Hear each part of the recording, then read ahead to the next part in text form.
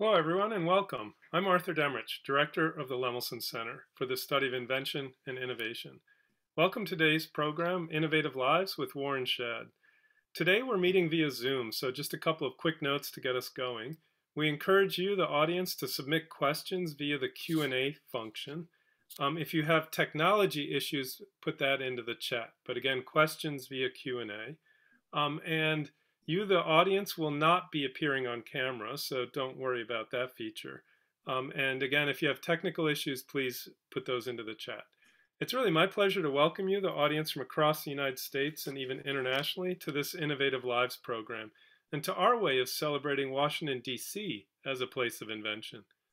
In recent years, a mix of activists, scholars, and policymakers have begun to pay greater attention to what many call neurodiversity. The fact that we all have brains that work somewhat differently from each other for whatever biological reasons. Opportunities that were once restricted to kind of a narrow band of what was considered normal children and adults are now broadening to include people with a lot of variation, whether that's how they learn, their hearing levels, their sight levels, or other aspects. And technology, ranging from transportation to communication to music and entertainment, long excluded people who deviated from the norm. And in an exciting development, we see inventors now seeking to make technologies more inclusive.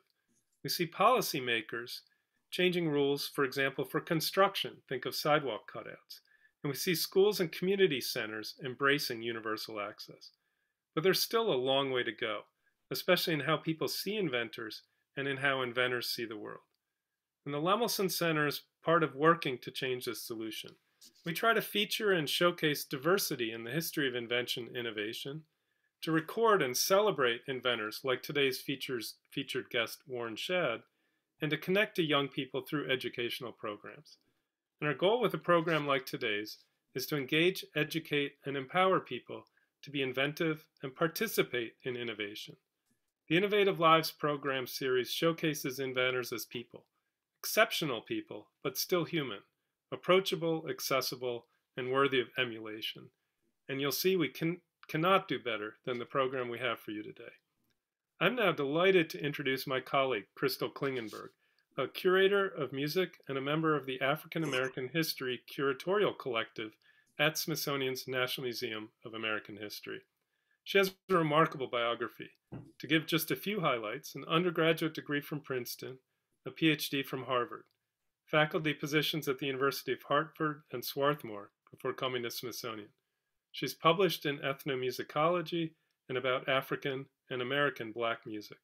But before you think it's all books, archives, and museum collections, I want to add that Krystal is an accomplished musician who has gigged regularly with soul and jazz rock bands in the DC area. Krystal, welcome to Innovative Lives. Good afternoon, everybody. I'm really excited to join you today. Thank you, Arthur, for that lovely intro. And I'm here to introduce our guest today, Warren Shad. So exciting. So Warren M. Shad, born in Washington, D.C., is a third-generation musician, second-generation piano technician, inventor, and musical instrument manufacturer. As a musician, primarily on drums, he's performed and toured worldwide in every aspect of live and recorded music with hundreds of celebrities. At the early age of 4, he played his first of many jazz concerts and was proclaimed a child prodigy. As a piano technician, he has tuned, repaired, and rebuilt pianos for countless major performing artists, concert halls, churches, schools, and institutions worldwide. Mr. Shad is also the inventor of the groundbreaking assistive technology that educates and enriches the lives of autistic, deaf, and blind, and those with neurodevelopmental disabilities and neurobehavioral disorders. So everybody, let's welcome Warren Shad. Little e-claps. Hi, Warren. How are you? I am fine. I thought before we get into the meat of our conversation that I might play a few clips of what your pianos actually sound like. Okay. So that we can get that in our ears. Let's do it.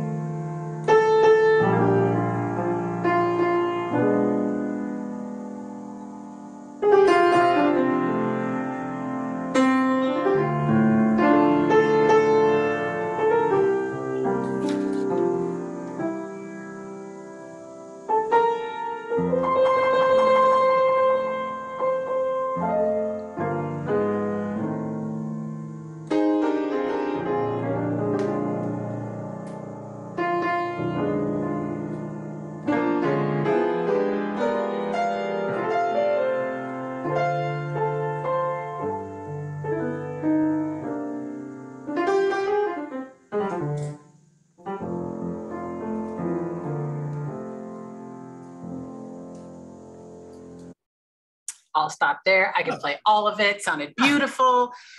So thank you so much for joining us today. I've got so many questions for you, but let's start with, how did Shad pianos come to be? Oh my God, what a question. Well, my father was a piano technician and rebuilder, and I learned everything in the house just watching him. And even when he would give me like a summer job to fix this on this piano and fix this part on another piano and just on and on. And so I just learned like that, not thinking that subsequently I would ever start a manufacturing company and build my own brand of pianos, but it just happened that way. As a musician on the road forever, I decided I wanted to just call my own destiny, if you will, where I could, create some kind of passive income. Because if I'm not on the gig, I'm not making any money. If I'm tuning the piano and I'm not tuning the piano, then I'm not making any money. So I had to create passive income where I don't have to be there to make money. I didn't really delve into whether I would say that I was going to make all this crazy money manufacturing pianos. It was just that I was actually just trying to see how I could actually achieve the accomplishment of manufacturing these pianos. So I devised this crazy business plan that had everything in the world in it, from where the trees were grown and the climate where the trees are grown, to find out and research the best parts for a piano. And so I went out and tried to find investment, and there were no takers. So I tuned pianos till I was blue in the face, and to step by step to create a prototype piano. And I tell you, while I would tune pianos, and I would actually break out in cold sweats because I hated it, because I knew that I could actually do so much more. And so I would literally be praying to God to please let me finish tuning this piano. Because I mean, I'm saying, please, please, please, like James Brown, let me just cold sweat, James Brown. Let me just get done with this piano. And until I finally created the first prototype in 2005. And when we did that, we included a lot of electronic components, which allows you to be able to, for people to be able to hear the piano with the type of audio system that we put on the piano. So now piano players don't have to play their fingers down to the nubs, and they can actually hear themselves play, and which is important when you're in competition with the organ in a church, and the drums and the congregation and the choir, and in the symphonic environment in between, encased in all of the strings. So now you can actually hear yourself play, and even more importantly, you can actually control the audio and the volume. So now, and the EQ, so you can turn it up, turn it down, et cetera, in accordance to the environment that you're in. And then from there, we just kept extrapolating more technology and more technology. So like you see behind me, there's screens on this piano behind me. So we, in 2005, I first put this big screen on the piano, and also a smaller screen to make a sort of like an interactive screen. So I put a computer under the piano, and then when the screen first came on, it was like a wow factor because it's never been done before. So that was a big deal to be able to do that. And then from there I just ran to the patent office from that point to get that done. And another things like with pitch bend modulation wheels on a piano that's usually on a synthesizer, because we have synthesizer sounds, etc. In the piano. So over 1,000 sounds that you can play on the piano. Let's pause just for a second to give people a sense of what the actual technology we're talking about here is. Okay. So, and I've got more pictures and video that we can talk about. Yeah. But one of the things that's one of your innovations that's particularly provocative is this idea of the acoustic piano that is melded with the synthesizer. And so there are a lot of things that a synthesizer can give you that a piano can't, and a piano can give you that a synthesizer can't. Absolutely. So finding that middle ground becomes really provocative and has huge potential. Now, when you and I spoke in a little bit of a pre-chat earlier this week, one of the questions that I had for you that I just found really, your response really riveting, was what you felt your background as a musician added to your inventions, added to your innovations. And I wondered if you could speak a little bit about the ways in which you as a musician were thinking about particular elements to include in these instruments that would be valuable for musicians. Right. So as a musician, you know, over experience, you find out what musicians really want to hear in a piano. And also playing piano myself, my father, my Aunt Shirley Horn, I mean, on and on and on, just playing with a lot of greats as a drummer, playing with a lot of piano players and listening to them and listening how they play different brands of piano. So when it came to actually how would I construct the sound in terms of its acoustic property, I knew that we wanted to form a soundboard that would give and create more bass, heavier bass. And whether you want to play that bass heavy or not, you have the option. Okay, so but we wanted to give the gamut of bass, and also we wanted to make sure at the top of the piano, the last 2 octaves, unlike some other brands that I would not name, but it's absolutely crystal clear to note 88. Some other brands die out around 78, but we're crystal clear all the way to the top of the piano, and so. When it came to what kind of strings, what kind of soundboard, what kind of the way you make your crown inside the soundboard, et cetera, that was something that we wanted to make sure that we would differentiate from any other piano initially, even without including any of the other technologies in terms of electronics. Now, you know, one thing that you and I talked about was how, you know, different styles of music and different venues, you need different kinds of, either different kinds of technique or an instrument that really speaks to those spaces. Absolutely. And I think your point about the high end being very, very clear is important. Absolutely. Could you speak a little bit more about what kinds of music and what kinds of places you were thinking about? Well, the importance of that actually is so the piano to speak I say true to every genre. So whether you're playing classical music, playing gospel music, playing jazz, playing country, whatever your hip hop, whatever your genre, smooth jazz, whatever your genre is, it plays true to that genre. Some pianos, again, without naming any names, are only made for classical music or this style of music. And they may be out the box too bright, or they may be too mellow. We would like to say ours is just right. Yeah. Great. So, you know, one thing that I find really fascinating about the story of Shad Pianos is that, you know, you all are doing something very specific and different, but as you've mentioned in the margins of the people we won't name, there are some more established folks out there. So how did you break into the market with your idea? Yeah, I'm thinking if I try to do this 10 years prior to the internets, that it wouldn't have happened, because we really made our mark through social media, because what we're going to do as an option would be to mail everybody a flyer in the world. I mean, like, you know, so we're competing with companies that have been in business since the 1800s and have made a serious mark in the industry. And it's tough to, even at this point, it's still tough to overcome a lot of the folks that are married to those particular brands, and to convince them that we are actually better. Just give us a shot and you will see. And I'd say the good thing is the pianos that we've sold, we've never had any returns. We've never had any clunkers in our pianos. We've never had any repairs, which is crazy to say, but we have not had one return, one clunker since 2012 when we hit the streets. Brilliant. You know, it'd be great to hear. So you have this idea, you grew up in a very musical family, you already have the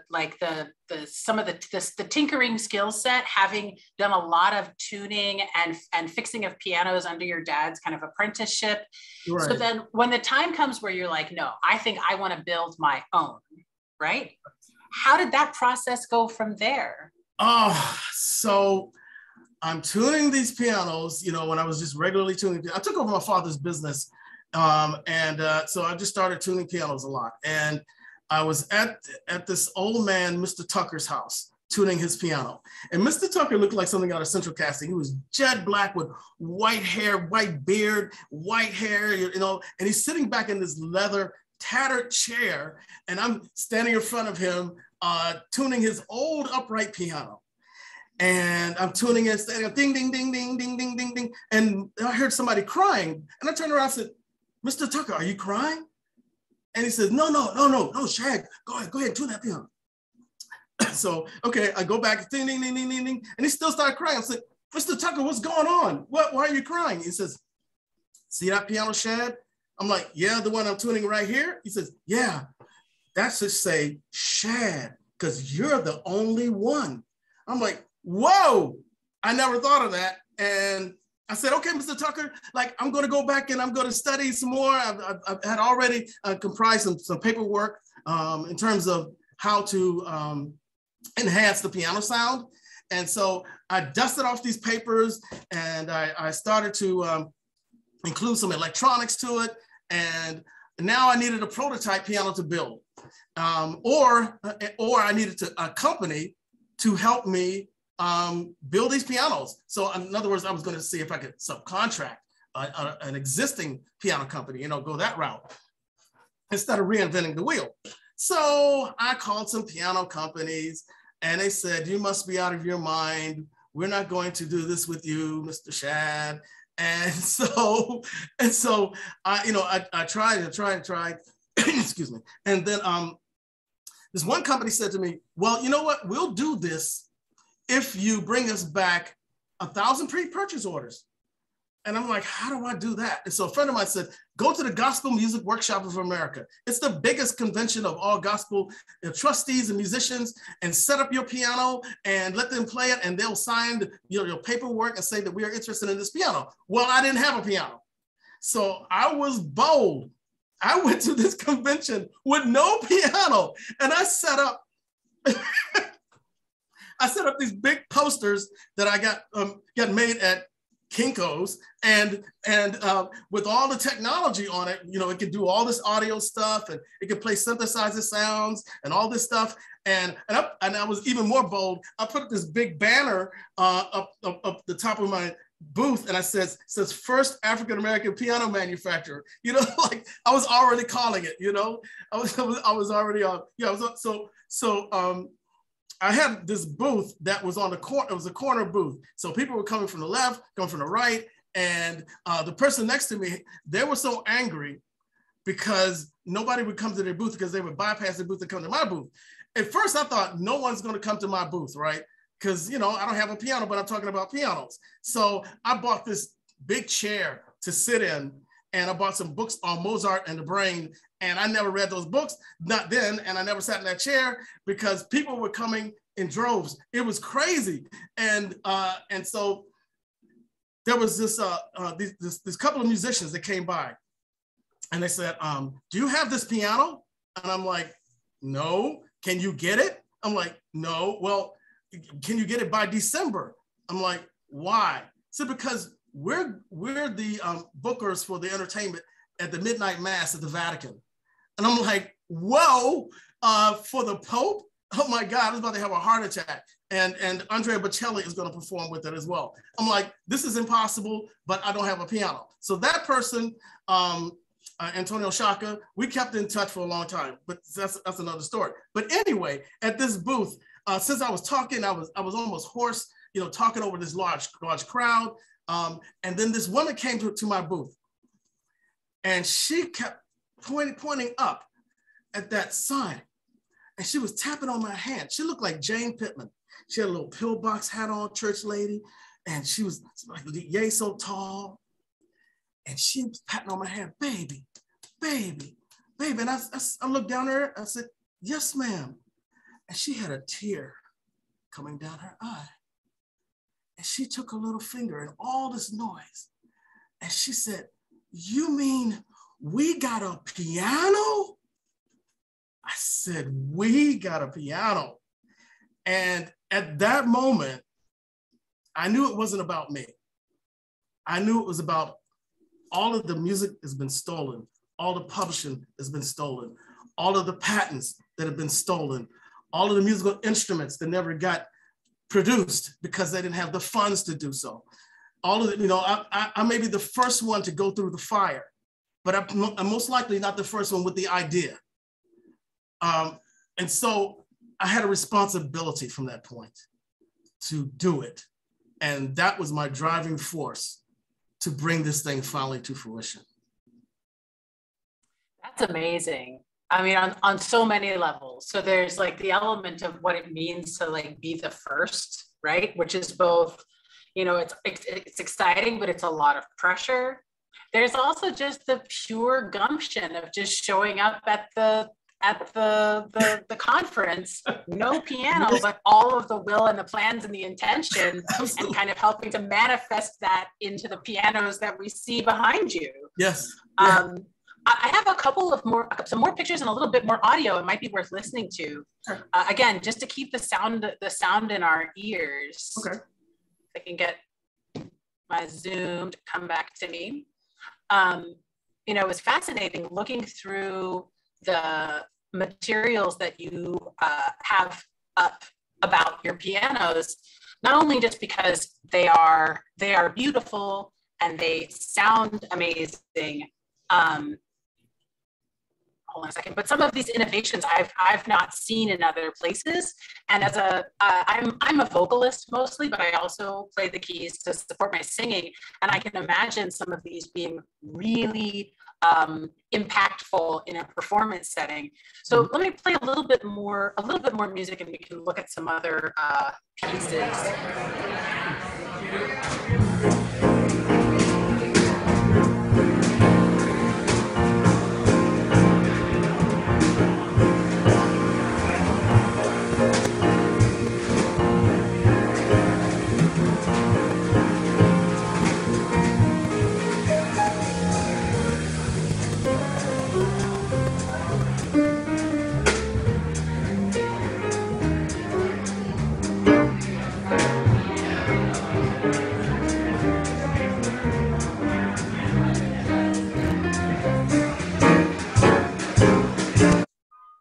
Even that mid-range can cut through the din of the restaurant. Yeah. That's the Satai Hotel, which is now called the Langham Place. That's my very first piano. That's number 0001. Yeah. Wow. Yeah, very proud of that. Absolutely. It's still there and they're still playing it every day. It's great. Oh, man. Let me see if I can skip forward to, I included this from back in the day. There you are on drums. Woo! Right? Having been in the game a long time. Oh yeah. Yeah. That's and what is this group? This is my good friend Marshall Keys. We grew up together playing saxophone. That's Wade Beach, pianist, and the great Stephen Otsell playing bass. And it's just a pickup gig, you know. You could tell because I brought the most minimal drum set. I could no toms, snare, bass, two cymbals, hi-hat, done.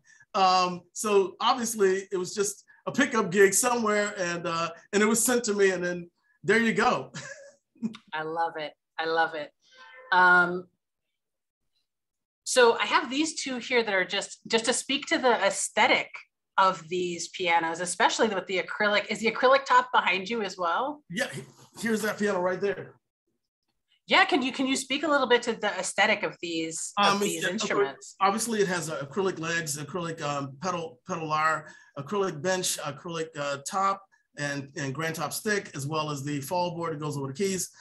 This piano has a little bit of history with it as the first piano manufactured by an African-American that was actually featured on a Broadway stage and in a show that was about Emily Dickinson. And so the piano on the right is a piano at Catholic University. That's my 7'2" semi-concert grand. And it's a powerhouse. It's beautiful. Thank you. By the way, that acrylic piano is actually slated to go to University of District of Columbia in September. Oh, that's brilliant. That's wonderful. It was gifted to the university. Oh, that's exciting to hear. So these two pianos on the left, this is on the set of the Fox show Empire, right? Empire.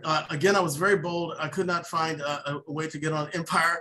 So in the first year the Empire came on, people were calling me and sending me messages about, well, why your piano's on this show? And I'm like, I don't know. I'm seeing it for the first time as you were. So I made some calls and yeah, I tried to call the director and the producer. That did not happen. So I had this again, bold idea to try to find a set decorator because they deal with everything that's on a set. And so I was assuming that pianos would be one of those items. So I did some research and found this obscure number and I called it. Instead of sending an email, and I called it and I left a message that I'm Warren Shad, I manufacture pianos. I went to Howard like Taraji, and I see that you all have broken up pianos on that show and that don't match the Rolls Royces and Bentleys and mansions. And so what you need is a high-end, beautiful piano, Shad Pianos. Give me a call. And boom, I couldn't believe it. The next day, I got a call and I just stared at the number and somebody said, hey, in my head said, pick up the phone. You know, I was just, so I picked up the phone and said, hey, we want 6 pianos to go on set in 3 months. Boom, done. And the rest is history. We were on there for 5 years straight as the exclusive pianos on Empire, and everybody on the set and everybody who visited the set, everybody from Alicia Keys to everybody that was on that show played that piano. I played all of the pianos that we have in different sets. So when you see a piano on that show, it's not just one piano that they move around on different sets. We have 6 pianos that stay maintained. Okay, so we have an extra. Ooh, sorry. My screen has already taken control. Oh, let it take control. Okay, you were saying how many yeah, that you made about your hybrid piano, and I think it's a really great example of what this kind of technology is meant to do in practice. Extra pedal down here on the left.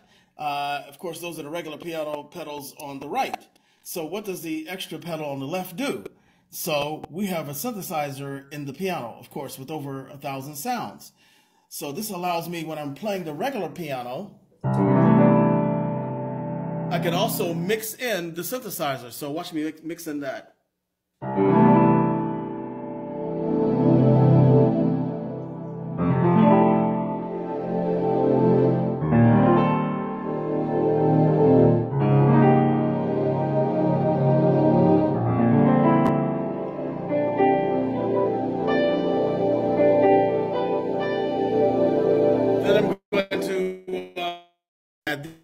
The pitch modulation wheels.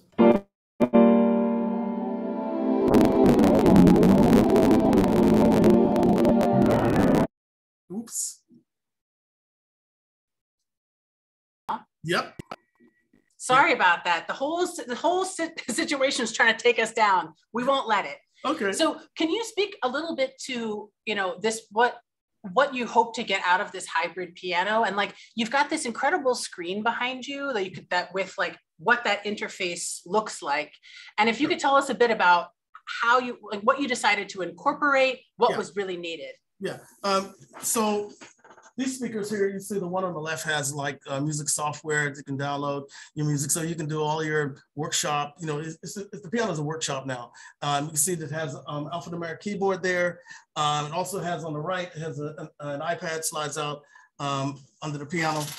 As you can see, right here is the iPad, and it slides in and out of the piano like this. Can you see? You see? It slides out, and so does this slides out like this. And then of course, you can go on the web. It's whatever you want to do on the piano. As you can see here, so that's what I was talking about is clean to the top and heavy bass. And then like the video was showing you how some of the sounds actually are synthesizer sounds. So.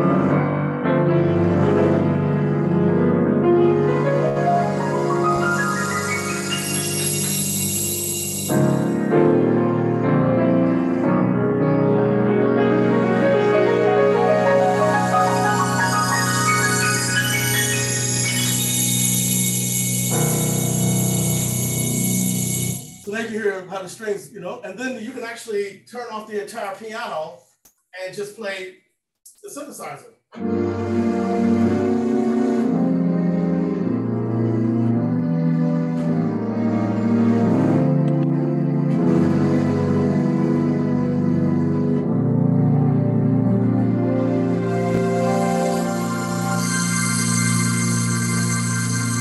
Now the piano is completely off, so it's just synthesizer.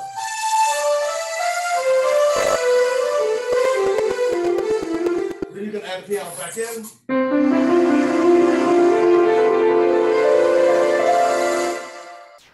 Or you can just play the piano naturally.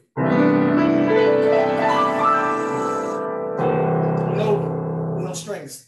So that's the technology that we have. That's brilliant. Can you speak a little bit to the touch of the instrument? Touch is important. We worked on that a lot. Where it's user friendly. So some of the best actions in a piano were made in the 50s and 60s on American brand pianos, and we tried to emulate some of that. Some of the early brands, even brands that people may have thought were cheap pianos, but they were made especially for students. And so because students haven't really developed the hand strength, and so but even the professionals like to fly up and down the piano. So brands that were thought of that as school pianos like Wurlitzer and Kimball and Baldwin Acrosonic and Hamilton, those pianos we sort of emulated. In Chickering, we emulated some of those actions to make them user friendly, so the piano players can fly up and down the pianos without the piano feeling so rigid, if you will. Yeah. And also with the touch, it also lets you be more expressive when you have a great touch of the piano, opposed to some pianos that are just bright, and so you don't get the note to hang over to the other note. It's like one note and that's it. It's like a keyboard. So so that's kind of like what we do. Yeah, what I was going to say is that having that hybrid space would really be fantastic. I'm imagining as a gigging musician to cover so much sound, whether it's like the warmth of the piano or maybe some more expressive qualities as you played us a little bit of strings on the synth. So, I wondered before, I'm very curious about the assistive technology that I mentioned in your bio, but before we get there, can you speak a little bit to like the idea process? So, when do you come up with your best ideas? And then how do you find yourself harnessing those to make them into real things or maybe not? Well, again, it kind of started with making sure we had an acoustic piano that was great from the outset.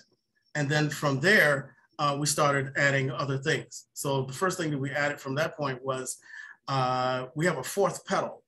And the fourth pedal actually changes pages on the screen. So we put like I said before, we put a big screen on the piano and a computer under the piano. So your music actually comes on the screen. And so to be able to change the pages without the piano player taking their hands off the piano, we included a fourth pedal, which allows you to press one time to advance the pages and press two times to revert pages. And so we started there. And we wanted to make sure that we put a 24-inch touchscreen on the front of the piano because most music comes in by 8x10 or 9x11, so that we would have the sheet music true to its actual size, opposed to some folks that, you use a laptop and you put it on it and you're really squinting to see the music on a 13-inch screen, and it's not really what you really need. So putting a 24-inch touchscreen on the piano was important to be able to make sure that you're reading it in real size, in actual size. So, and then, putting video cams and microphones on the piano. That's pre any kind of microphones and video cameras on phones. This is 2005 when a lot of this technology was just not available. And we had a big CRT on the back of the computer that we cut off. And once we opened up the back of that computer, we found there was nothing there but air. So we made a 3-inch screen. And there was no 24-inch touchscreen at that time. So what we did was actually get a touchscreen film put over top of that screen, made by a company from ELO, who makes all of these particular touchscreens for your grocery stores. So we did that, and that allowed us the musician to be able to swipe pages on the screen and do all kinds of things that you would do with a touchscreen. And so we connected it with a smaller screen, which we call our interactive screen at that time. And so that would allow for you to do actual interactive meetings prior to Zoom. So we were doing it, and the thing about it is we had a telephone cord plugged into the computer under the piano and into the wall jack to connect to the internet. Yeah, we were doing it like that. We were on dial-up. So from there, we just kept continuing with new technology. And then I said, okay, we want to be able to make a synthesizer out of this piano as well, just like what you just heard. But I tried people who were really entering into the market who tried to do that to make the actuators under the keys, but it wasn't that good. So I pulled an old piano upright action out, and there's a thing called a regulating button in the action.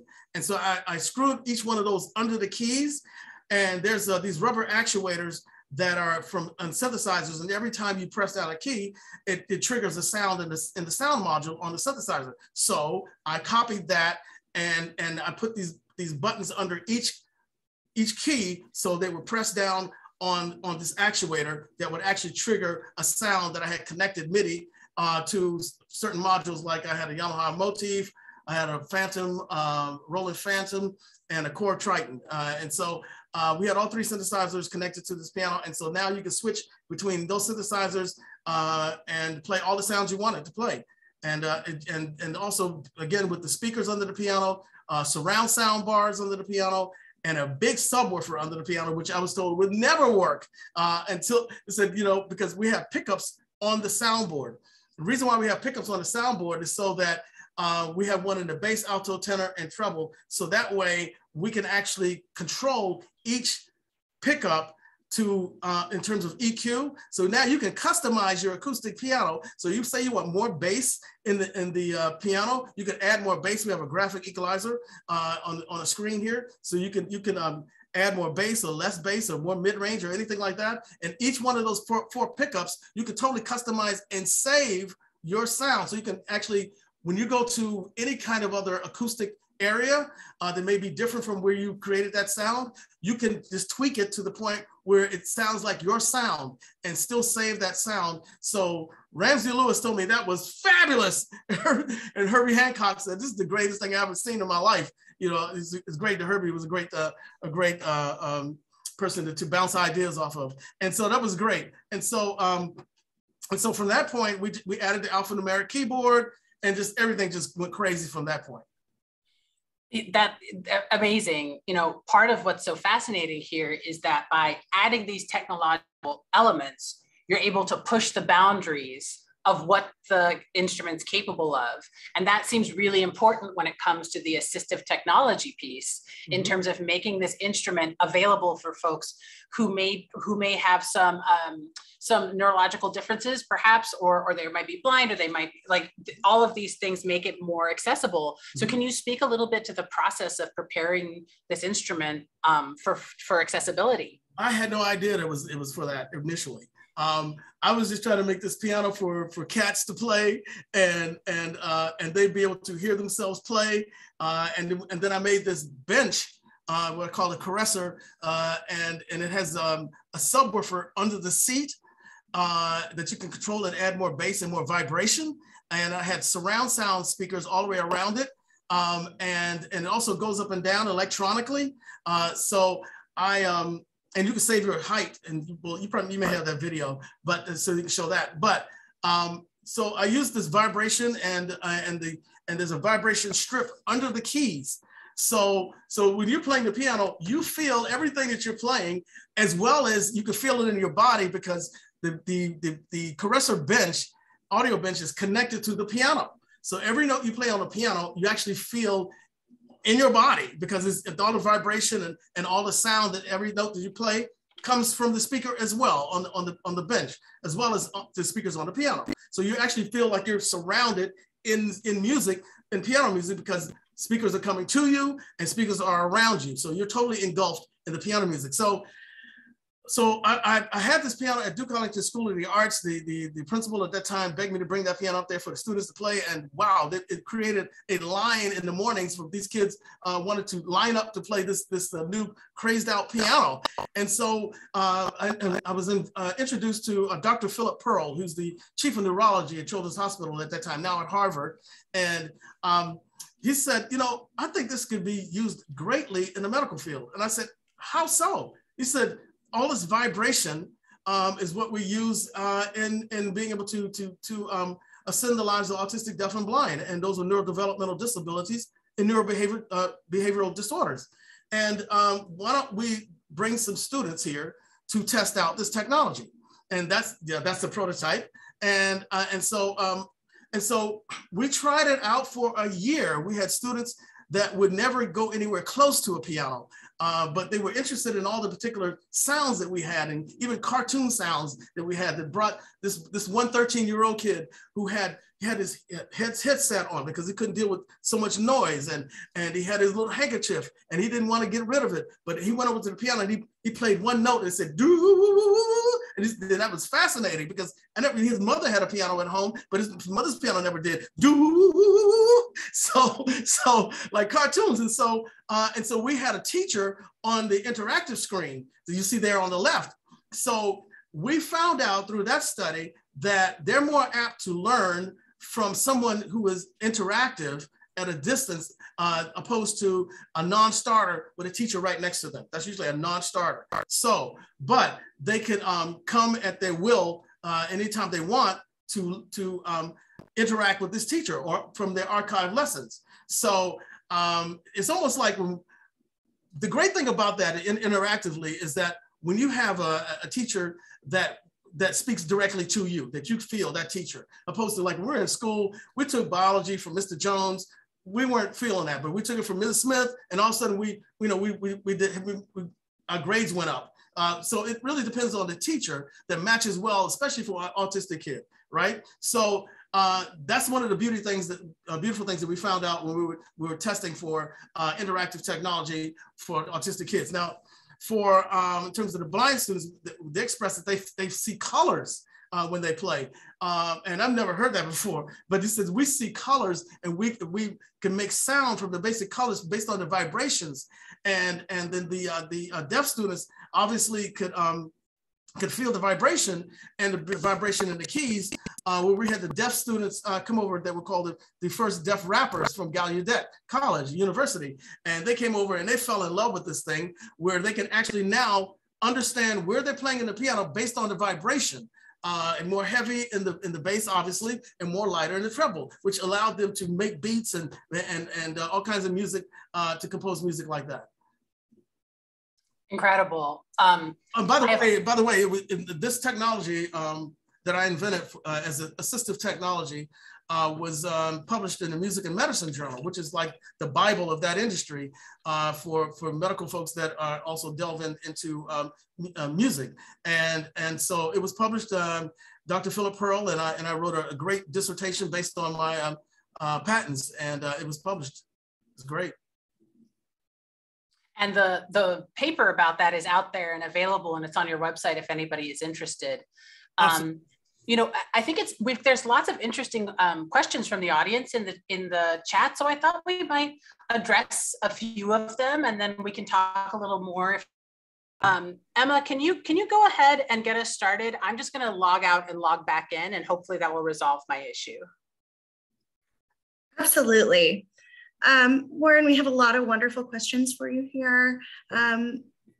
One great question is this technology affordable to people who are working with people who are challenged in various ways? Absolutely. We have a lot of pianos that we actually donate as well for certain institutions. I.e., we donated a piano to the Hospital for Sick Children that had a lot of kids that had neural issues, as well as cancer kids. So we work with a lot of institutions to make it affordable for our technology. Wonderful, thank you so much. We have another great question from a colleague here at the museum. Do you need special training to play this hybrid piano with the screens and extra pedals? No. How does a musician start with this new type of technology? It's way too easy. It's very user-friendly. It doesn't really call for any special, it's out the box actually. You know, it's like one button push. And we wanted that to, you know, like Miss Susie May at church, she just wants to get her bell sound. You know, we didn't want to be able to have to go through pages of technology and pages on the screens and so forth and so on. You just go right to this iPad and call up your sounds and push a button, and there it is, done. Amazing. I love the way you're thinking about the user as you've been inventing. Absolutely. We have another great question about the invention process here. Even with your training from your father and your own experience as a musician, you can't produce the pianos alone. Inventors often work in teams and collaborate together. What other types of people and their special skills do you utilize on your team to produce the pianos? Oh, that's a good question. So we have, I guess we've put together a phenomenal team that we've been working with since 2012, and some of the folks who worked on bringing this new technology to assist me with this in terms of electrical engineers, mechanical engineers, carpenters, wood makers, the whole gamut, and we extrapolated that into our manufacturing process, and we get some of the best parts in the world and made in accordance to my patents and designs from some of the greatest designers, and we assemble those particular parts and make it our own. Krystal back, but she may still be having some technical difficulties. So we're also going to bring Arthur Demrich back as well to help us move through the Q&A, but we have one more question in the meantime while we work on some of the tech in the back end. What was the patent process like for you, and what advice would you give to upcoming innovators? Well,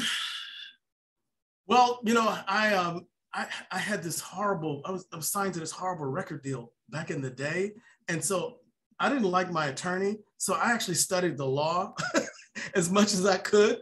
I almost became like a non-certified lawyer, and I learned how to read the law, write the law, everything in terms of patents. I learned how to draw patent illustrations.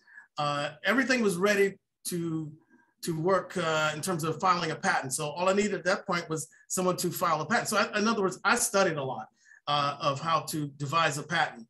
And nowadays, you know, the examples are out there. Samples are out there how to devise a patent. So they will guide you through that. The more you know, the more that you're able to do on your own, the better you will be. Because when you research to do a patent, you'll find out you'll actually find more information that you thought you really had initially. And you say, well, this is a great idea. I never thought of this based on the research that you're doing, you know?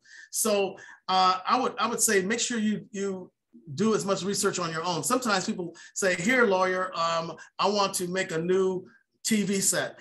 And they say, okay, we'll be more than happy to help you with that at $600 an hour. Okay, so, and you know, it gets out of hand. So I would advise that you would study and research as much as you can. So, and also to make sure that what you're actually, your idea is patentable.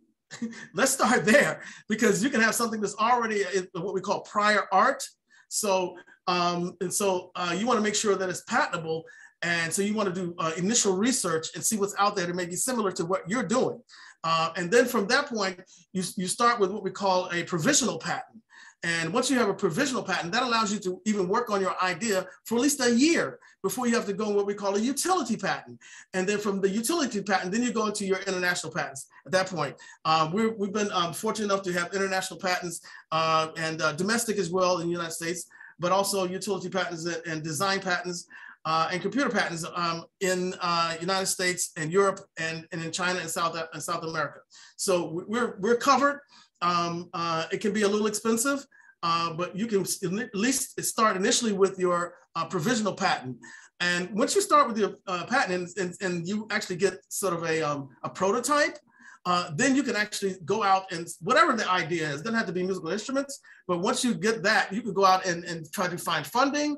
Or in some cases, if your idea is so great, you may be able to find somebody who would even buy it from you. Some company would buy it from you for millions of dollars if it's great. You've got this wonderful new software or this new TikTok, so people will pay billions of dollars for this, so, but you want to start with getting your provisional patent, and that helps you to form your initial ideas for a whole year without somebody taking it because you already have the initial date of filing. So that's kind of like it.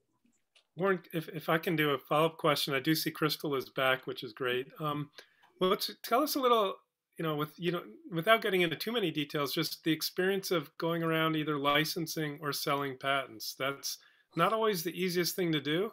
It's definitely not the easiest thing to do if you're not, known in the business. You've obviously become known, but still, as a young man breaking through, first African-American piano maker, to go about licensing a patent is yet another kind of first. How did you go about doing that? Well, here's the cool part. We don't license.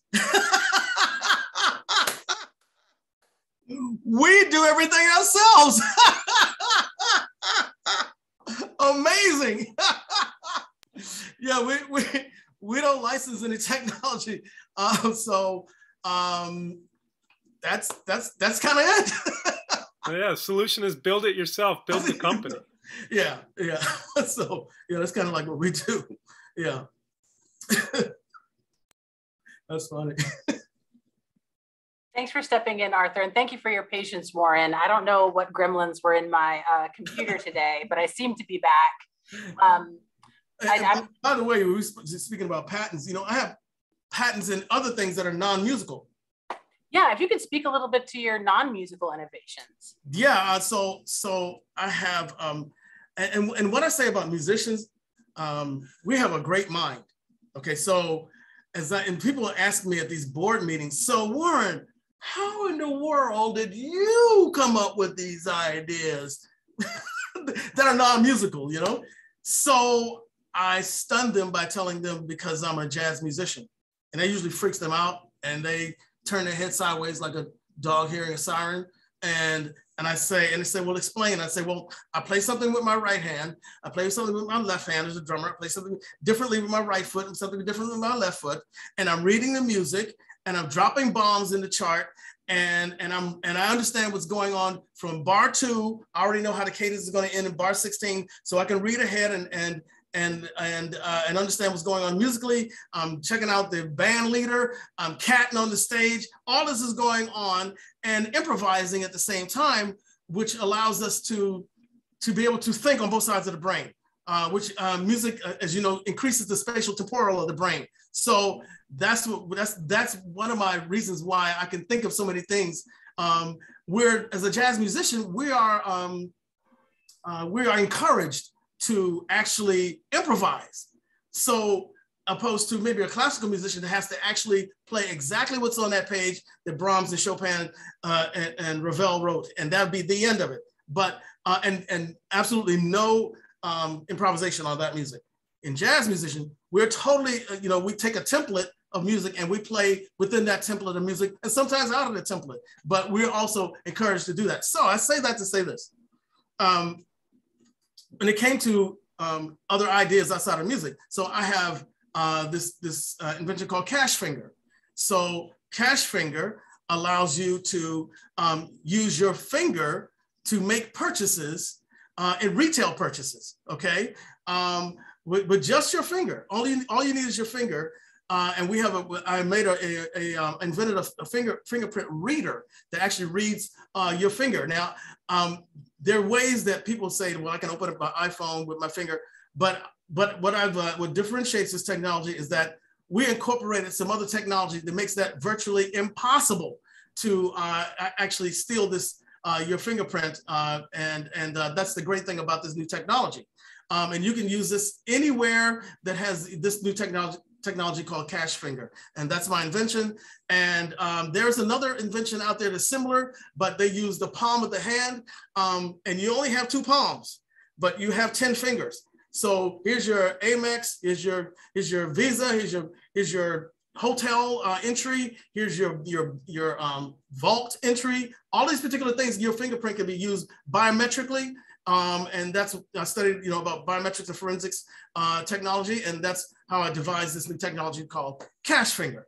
So, and then, so actually you won't need any money. So now your finger is your money. So, so ladies, when you go out on the beach and you carry your purse out on the beach and you leave it and you think you're gonna hide it by putting a towel over it, and then somebody takes your purse while you're trying to run into the water. Well, now you don't need to do that because you got your finger. You can buy your fruity drinks. You can get back into your hotel all by the finger. So biometrics is where we're headed. So I can imagine having all of that right here would really facilitate it. And there's an international patent. I have an international patent on this technology. So also I devised something also called the shadow meter. So shadow meter, and I know you don't have a picture of this, but shadow meter is something that we're developing right now that actually detects medical conditions and various medical conditions like HIV, sickle cell, cancer, diabetes, etc. And we're doing this non-invasively. So no urine in a cup, no taking blood, none of that stuff. We're able to do this, and I can't really say how, but we're in development, and so look for that in the first of the year. We're especially for guys who prostate cancer, and that those who don't want to go to the doctor because they're scared of the finger. So you don't have to do that anymore. And we're able to detect that non-invasively. For breast cancer, no more smashing on the boobies, none of that anymore. So we're able to do that. So non-invasively to detect that, whether you have any kind of growth or anything like that.